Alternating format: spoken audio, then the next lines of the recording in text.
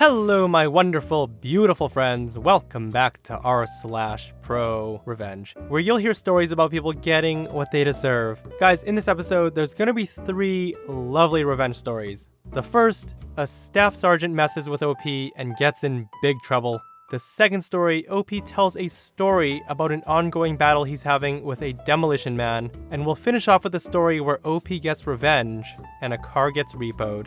I hope you enjoy the stories today, and do hit that subscribe button for future revenge stories. If you guys like this kind of stuff, let's dive in.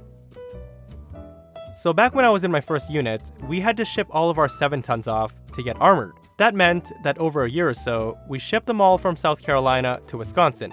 I was in charge of logistics at the time and loaded the trucks. Overall, a pretty easy task. The only challenge was the documentation. Anyways, it was all going well until this new staff sergeant showed up in the motor pool. He made my life miserable when I tried to ship these trucks. Like, I didn't want to. It wasn't overly fun and sometimes even required me to work on weekends, so I would have been happy just not doing it. However, I had to, because headquarters ordered it, so there was no reason for him to be pissy with me. Anyways, so once he took over shipping, these trucks became a pain in the ass, because he would want to micromanage because I was a lower rank. So I let him, and he always wanted to sign off on everything.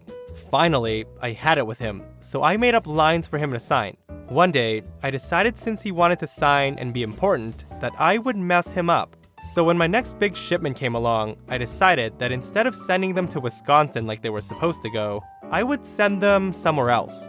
I decided 29 Palms, California would be a great location. So I changed some codes on the sheets, gave them to the staff sergeant, who made more dick comments, and he signed them blindly. So off we shipped these trucks.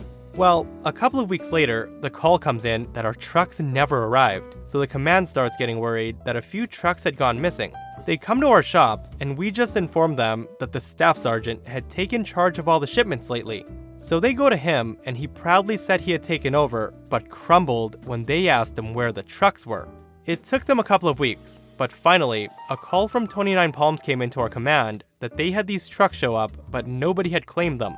The command lost it. As far as they were concerned, this stupid staff sergeant got involved when he didn't need to get involved, and sent 4 big-ass trucks across the country instead of where they needed to be. He got told to leave the logistics department, and I had the whole thing solved in an hour. I always love hearing army stories. I wonder how much that cost, having all those trucks sent to the wrong location. It couldn't have been cheap to ship 4 7-ton trucks across the country, and then having them reshipped to the correct location. So this tale of revenge happened a while back, and is a work in progress. It's too good not to tell, and I'll try to keep you updated down the track. So, the characters in the story. My friend, who I'll call Brian, the demolition man, who we'll call Keith, greedy developer, who we'll call Karen, and the insurance assessor. So Brian's neighbor is a typical greedy landlord that left their rental house in disrepair. The poor tenant was living in the cold house, with raw sewage leaking on the lawn, and holes in the house that you could see the light coming out of the house. After multiple requests from Brian, Karen refused to get any repairs done. When the state government introduced new laws about ensuring the landlords are insulating their rental properties, instead of doing this to the house, Karen kicked their tenant out and left the house vacant for 5 years. This house deteriorated so much more during the time, with rats infesting the house and invading other houses nearby. Brian and his wife, with their limited funds, were able to get sufficient lending from the bank and offered to buy the house and do it up themselves to improve the neighborhood, or to rent it out as there's a massive shortage of rental properties in our local county. Greedy Karen did not want to sell, nor did she want to spend a cent on the house to remedy the rodent problem. She also did not care about the effect the house was having on the aesthetics of the street. Now, it's important to know that Karen and her wealthy family have over 100 rental properties, and due to the tax laws in the region, they do not pay a cent and can get tax write-offs when their properties deteriorate. So long story short, some of them appear to be leeches in our society, and one of the reasons our property prices are so high and rent prices are skyrocketing. Her husband is also the chairman of the state's Landlord Association, an association that he often fronts the media for, defending landlords and putting good media spin on them while there's negative press. So fast forward 5 years, and Brian finds out that the house beside him is gonna be demolished to make way for some new houses to go in on that small section. That's good news at least, though Brian and his wife were anxious about how smoothly the demolition would go due to the fact that their houses are quite close to each other. This is important for later. So, prior to demolition, the company doing it had to get samples from all sides of the house to check for asbestos. Either Karen was making it difficult for the company to get down there, or they were simply too lazy, but only samples from 3 sides, not 4 were taken. So, demolition day comes around, and Brian was concerned that no safety barriers had been put up to protect his house, nor was there anything from stopping dust and debris from going all over his new deck and porch area. Later that day, Brian had the pleasure of meeting Keith. Keith is the demolition company manager that's well known around the district for only caring about money and has little regard for people or property. Keith was doing the demolition himself today with a digger. Brian returned home during his break at work to check the progress of the demolition and found that the demolition was already complete after only an hour or so. The demolished house was in a pile. He climbed up on his roof and, to his disbelief, found hundreds of bricks that had fallen onto his roof, causing damage, though he was lucky that none had fallen through into the house. Brian phoned up the demolition man Keith to ask what went wrong. Keith initially played down the damage, despite there being about 200 bricks laying on Brian's roof. Even with the damage done, there was still no apology, and Brian kept his cool. Brian said, "Since I did a little bit of roofing when I was younger, I can fix up the roof if you just get me 4 new sheets of roofing iron, and we'll call it even. Don't worry about paying for paint. I can sort that out when I paint the whole roof after the fall." Brian's roof was not in the best of shape, but was in much worse shape after having bricks dumped on it, leaving massive dents and chipping the paint. This is the moment that a simple decision on Keith's part would screw him and the landlord big time. Keith said, "Not happening, pal. I'll get you a sheet of secondhand roofing iron from my yard to repair the damage on your roof, and I can come hose the dust off your deck and dog kennel." The revenge was not intentionally nuclear, but Brian had the dilemma that his roof was damaged and needed it repaired. Brian is normally a calm and relaxed man, but this situation and the way he and his property were treated sparked an anger that I have never seen before. Brian got in contact with his insurance company, and due to the insurance involving a roof, a building assessor arrived that day to assess the claim. The assessor would then be able to seek damages from the landlord or the demolition company if he found them to be at fault. Brian also reported the demolition company to the local health and safety authorities due to their lack of safety precautions used when doing the demolition. The assessor got on the roof with Brian and was mortified to hear how Keith had acted in such disregard with the damage done. He then looked more concerned and bent down to pick up some gray, fibrous material. He says, "Luckily, thanks to COVID, we already have masks on, Brian, but here, this looks like it's asbestos. I don't know how they got the sign off to get this house knocked down in this manner. You don't know at the time of being exposed to the stuff, but if you breathe in these fibers, it can cause serious diseases later on in life, including lung cancer. I'll get this stuff sent off to lab for testing, and we'll be in touch." Fast forward another day, and Brian was contacted by his insurance company. It turns out, the side of the house that wasn't tested was clad in asbestos.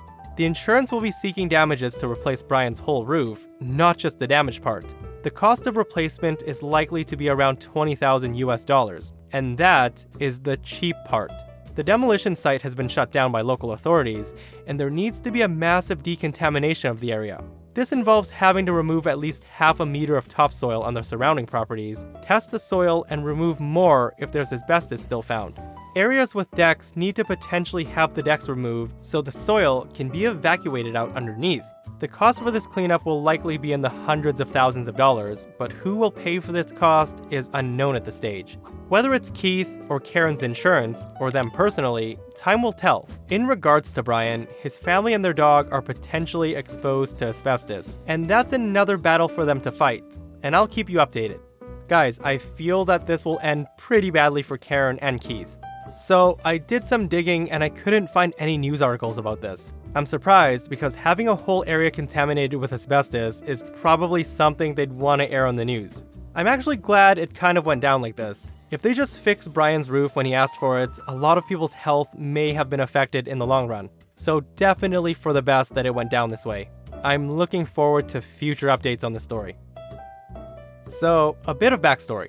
Jack and Jill had been going out for nearly 5 years by the point of the story, and a year prior, Jill lost her job due to the company she worked for being liquidated.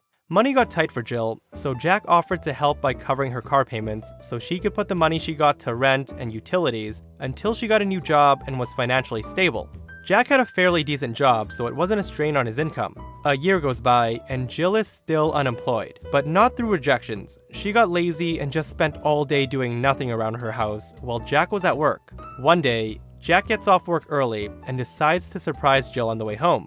He sees another car in the driveway. He parks on the street and sneaks up to the house and looks through the window to see Jill with another man. Jack was pissed, but he didn't burst in there. He just walked away, got into his car, and drove off.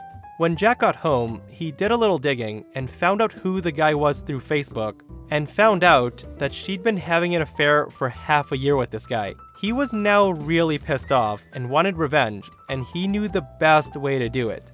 So this is where the revenge comes in. Jill loved her car even though she barely used it. So what Jack did was stop all the payments that were going out of his bank account and put them onto her account. As the payments had only just gone out, he had to wait for the end of the month for his revenge to unfold. The end of the month comes and Jill's bank card is declined at the shops. She calls the bank up to find out what's going on, and they tell her that she's gone overdrawn because the car payments were coming out of her account. Jill phoned Jack and asked why the payments were coming out of her accounts and not his. And Jack replied, "'Cause I know you cheated on me, and I'm not gonna pay for my ex-girlfriend's car." And he hangs up. So the fallout of the revenge, she tried to get Jack to pay for the car, even got lawsuits involved. But as she was the sole owner of the car, it was declared that he had not any legal responsibility to pay for her car. As she couldn't afford her car, the road tax, or insurance, she couldn't drive the car, and eventually she got far behind in the payments and the car was repossessed. To pay the debt, she had to get a minimum wage job and now takes the bus to and from work. Guys, this is one of the lighter stories that I've read on the sub that deals with cheaters. At least she didn't have her whole life crumble around her, so I consider that pretty lucky. My friends, and that wraps up another episode of r/ProRevenge. If you guys missed the last episode, greedy pastors demand grandma's life savings on her deathbed, and she leaves them a surprise they will never forget. Guys, check it out if you haven't, and I'll see you guys in the next one. I love you.